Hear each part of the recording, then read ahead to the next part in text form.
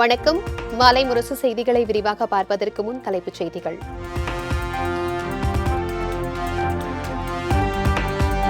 ஹரியானா, ஜம்மு காஷ்மீரில் மகுடம் சூடப்போவது யார்? இன்று காலை 8 மணிக்கு தொடங்குகிறது வாக்கு எண்ணிக்கை.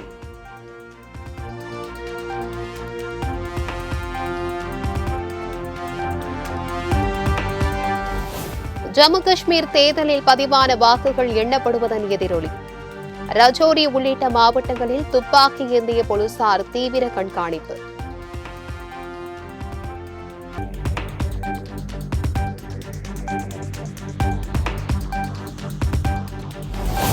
ஜம்மு காஷ்மீர் யூனியன் பிரதேசத்தின் துணைநிலை ஆளுநருக்கு 5 எம்எல்ஏக்களை நியமிக்க அதிகாரம்.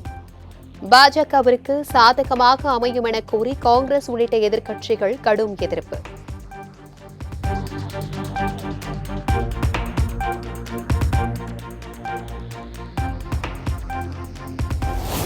முதலமைச்சர் மு.க.ஸ்டாலின் தலைமையில் இன்று காலை 11 மணிக்கு கூடுகிறது தமிழ்நாடு அமைச்சரவை கூட்டம்.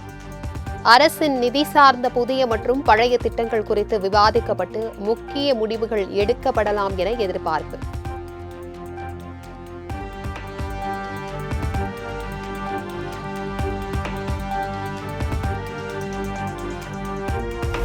அமைச்சரவை கூட்டத்தில் 500 டாஸ்மாக் கடைகளை மூடுவது குறித்து முக்கிய முடிவு எடுக்கப்பட உள்ளதாக தகவல்.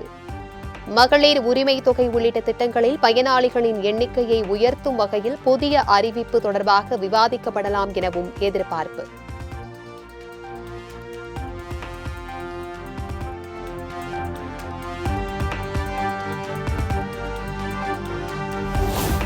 சாம்சங் ஊழியர்களுடன் தமிழ்நாடு அரசு அமைச்சர்கள் குழு நடத்திய முத்தரப்பு பேச்சுவார்த்தையில் உடன்பாடுகளை ஏற்றுக்கொண்டு 14 முடிவுகள் அடங்கிய ஒப்பந்தத்தில் ஒரு தரப்பு தொழிலாளர்கள் கையெழுத்து.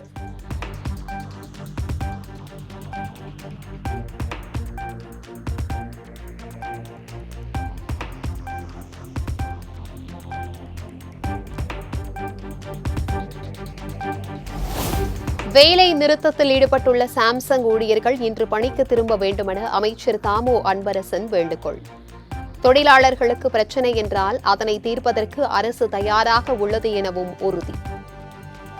அதில் சில குறைபாடு இருந்தாலும் அதையும் நாங்கள் தீர்த்து தருவதாக தொழில் நிர்வாக தரப்பினர் சொல்லியிருக்கிறார்கள்.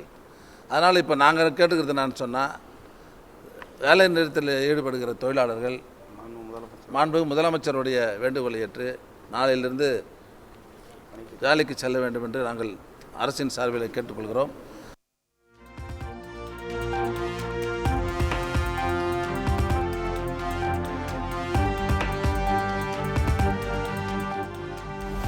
சாம்சங் விவகாரத்தில் தமிழ்நாடு அரசு நடத்திய பேச்சுவார்த்தையில் உடன்பாடு இல்லை. இன்று முதல் மீண்டும் போராட்டம் தொடரும் எனவும் சிஐடியு தொழிற்சங்க நிர்வாகிகள் அறிவிப்பு.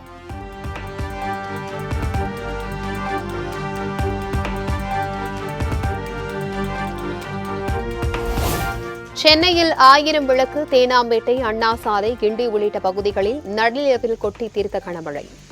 தாழ்வான பகுதிகளில் மழைநீர் தேங்கியதால் பொதுமக்கள் கடும் அவதி.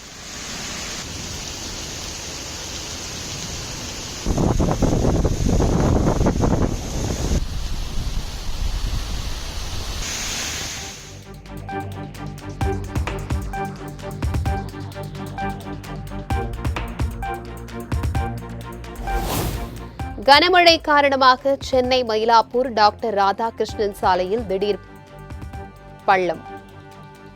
திடீர் பள்ளத்தால் கடும் சிரமத்துடன் பயணித்த வாகன ஓட்டிகள்.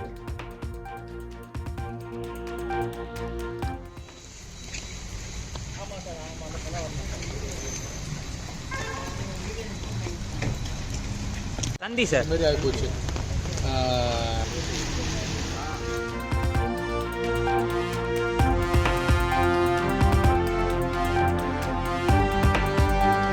நீலகிரி, ஈரோடு, தேனி மாவட்டங்களில் வெளுத்து வாங்கிய கனமழை. சாலைகளில் பெருக்கெடுத்து ஓடிய மழைநீரால் வாகன ஓட்டிகள் அவதி.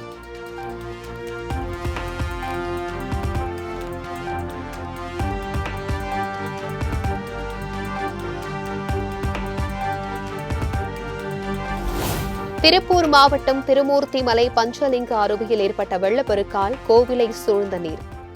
1 மணி நேரத்திற்கு முன்பாக பக்தர்கள் வெளியேற்றப்பட்டதால் அசம்பாவிதம் தவிர்ப்பு.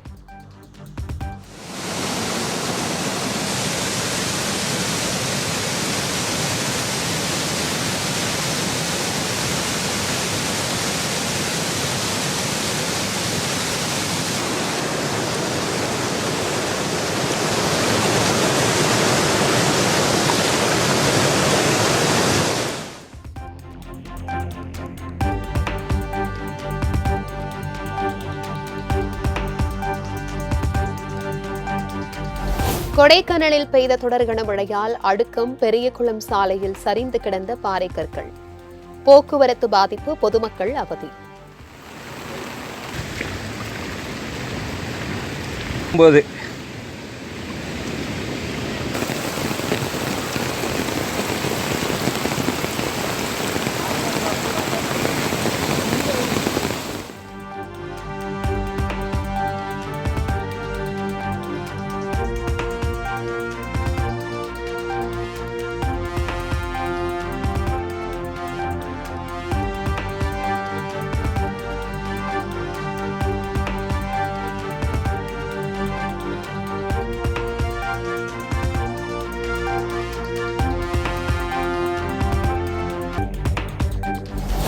அரபிக்கடலில் நாளை குறைந்த காற்றழுத்த தாழ்வு பகுதி உருவாக வாய்ப்பு.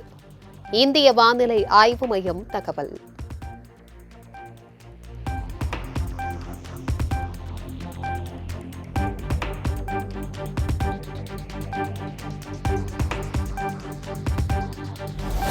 நெல்லை, கோவை, நீலகிரி, தென்காசி, ஈரோடு, கன்னியாகுமரி உள்ளிட்ட 10 மாவட்டங்களில் இன்று கனமழைக்கு வாய்ப்பு. சென்னை வானிலை ஆய்வு மையம் அறிவிப்பு.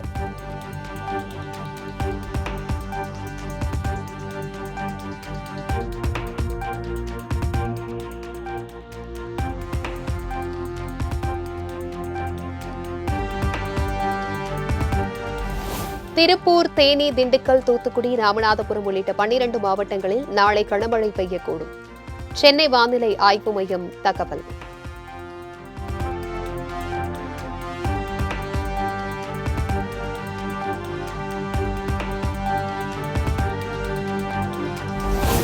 சென்னை கத்தீட்ரல் சாலையில் அமைக்கப்பட்ட கலைஞர் நூற்றாண்டு பூங்காவை திறந்து வைத்து பார்வையிட்டார் முதலமைச்சர். துணை முதலமைச்சர் உதயநிதி மற்றும் மூத்த அமைச்சர்கள் உள்ளிட்டோர் நிகழ்ச்சியில் பங்கேற்பு.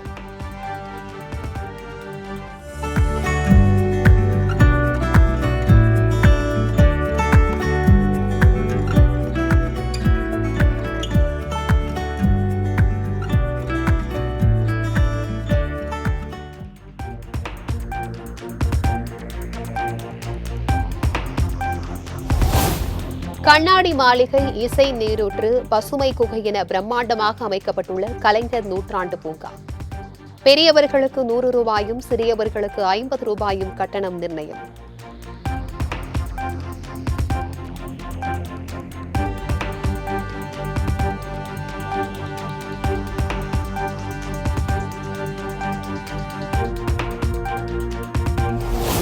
சென்னை கத்தீட்ரல் சாலையில் பல்வேறு பொழுதுபோக்கு அம்சங்களுடன் அமைக்கப்பட்ட கலைஞர் நூற்றாண்டு பூங்கா இன்று முதல் பொதுமக்களின் பயன்பாட்டிற்கு வருகிறது.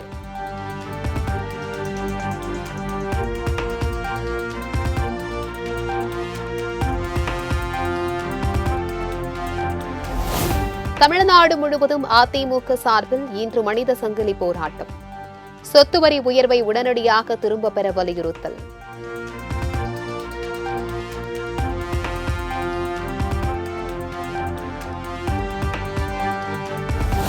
சென்னையில் பாமக சார்பில் இன்று இலங்கை துணை தூதரக முற்றுகை போராட்டம். மீனவர்கள் பிரச்சினைக்கு நிரந்தர தீர்வு காண மத்திய, மாநில அரசுகள் வலியுறுத்தல்.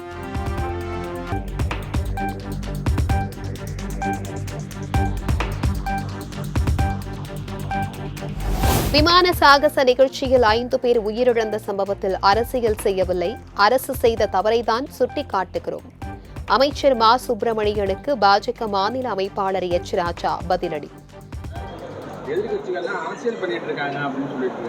என்ன அரசியல்? 5 பேர் இறக்கலைங்கிறாங்களா, இல்லை 250 பேர் ஹாஸ்பிட்டலில் சேர்க்கலைங்கிறாங்களா? இதில் அரசியல் பண்ண என்ன இருக்கு? நீங்கள் செய்த தவறை சுட்டி காட்டியும்.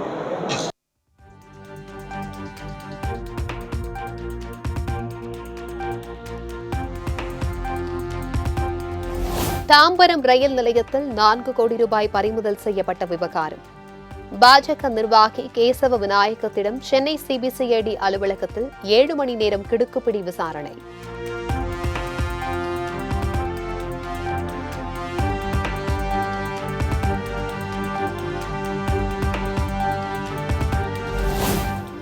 கிண்டி ரேஸ் கிளப்பில் மழைநீரை சேமிக்கும் வகையில் 4 புதிய குளங்கள் வெட்டும் பணி தொடக்கம்.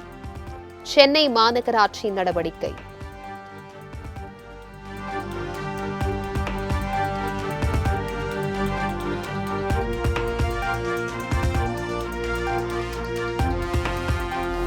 குலசேகரப்பட்டினம் தசரா திருவிழாவை முன்னிட்டு சென்னையிலிருந்து தென் மாவட்டங்களுக்கு செல்லும் ஆம்னி பேருந்துகளின் டிக்கெட் விலை பன்மடங்கு உயர்வு.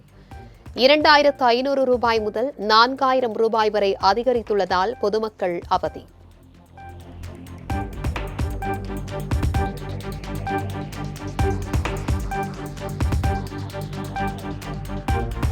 பண்டிகை காலங்களில் டிக்கெட் விலையை கட்டுக்கடங்காமல் உயர்த்தி வரும் ஆம்னி பேருந்துகள்.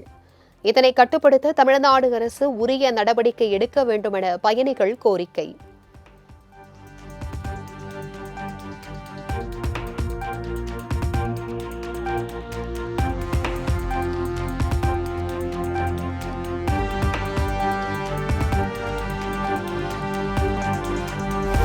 திருப்பதி ஏழுமலையான் கோவில் பிரமோற்சவ 4ஆம் நாளில் சர்வ பூபால வாகனத்தில் எழுந்தருளிய மலையப்ப சுவாமி.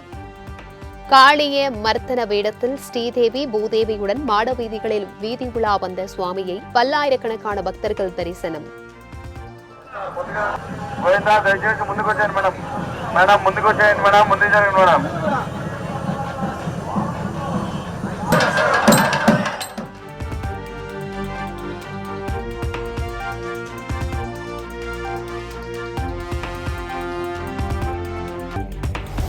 திருப்பதியில் சர்வ பூபால வாகன புறப்பாட்டின் போது மாட வீதிகளில் ஆடி மனதை மயக்கிய நடன கலைஞர்கள்.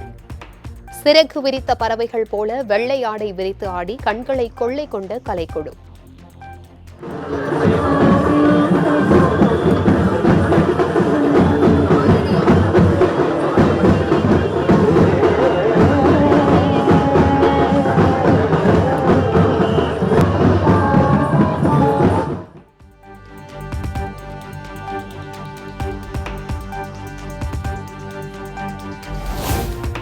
திருப்பதியில் பிரமோற்சவ விழாவை முன்னிட்டு இன்று கருட சேவை. ஆண்டாள் சூடி கொடுத்த மாலை, பட்டு வஸ்திரம், கிளியுடன் வீதி உலா வருகிறார் மலையப்ப சாமி.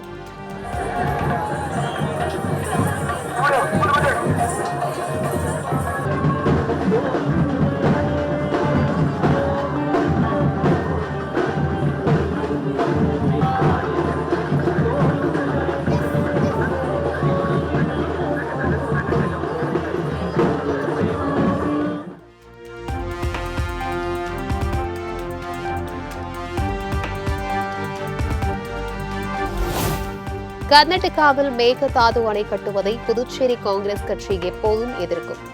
கர்நாடக துணை முதலமைச்சர் டி.கே. சிவகுமாரை சந்தித்த பின் முன்னாள் முதலமைச்சர் நாராயணசாமி பேட்டி.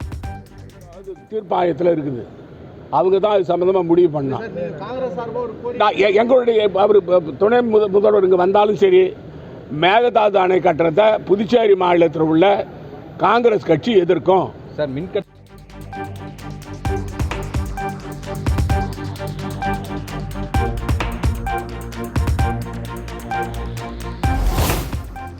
பண பரிவர்த்தனை குறித்த இந்தியாவின் ரூபே கார்டு திட்டம் மாலத்தீவில் அறிமுகம்.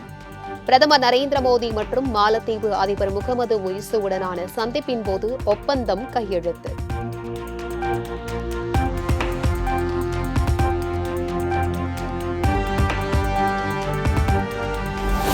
டெல்லியில் பிரதமர் நரேந்திர மோடியுடன் ஆந்திர முதலமைச்சர் சந்திரபாபு நாயுடு சந்திப்பு. மாநிலத்திற்கான நிதி ஒதுக்கீடு மற்றும் அமராவதி தலைநகர் திட்டம் உள்ளிட்டவை குறித்து முக்கிய ஆலோசனை.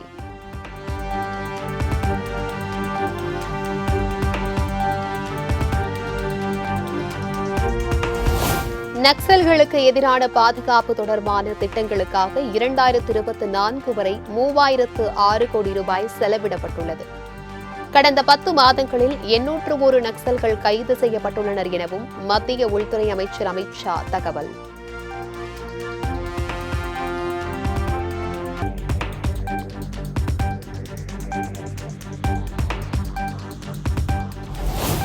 கச்சா எண்ணெய் இருப்பு போதுமானதாக இருக்கிறது, பற்றாக்குறை என்ற பேச்சுக்கே இடமில்லை.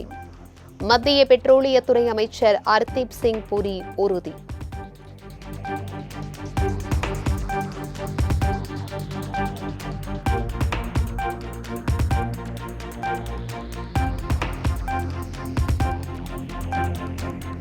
கொல்கத்தாவில் இளநிலை மருத்துவர்கள் உண்ணாவிரத போராட்டம்.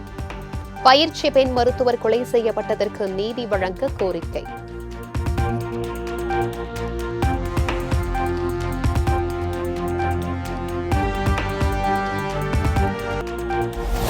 மகளிர் T20 உலகக்கோப்பை தொடர் லீக் ஆட்டத்தில் இங்கிலாந்து அணி வெற்றி.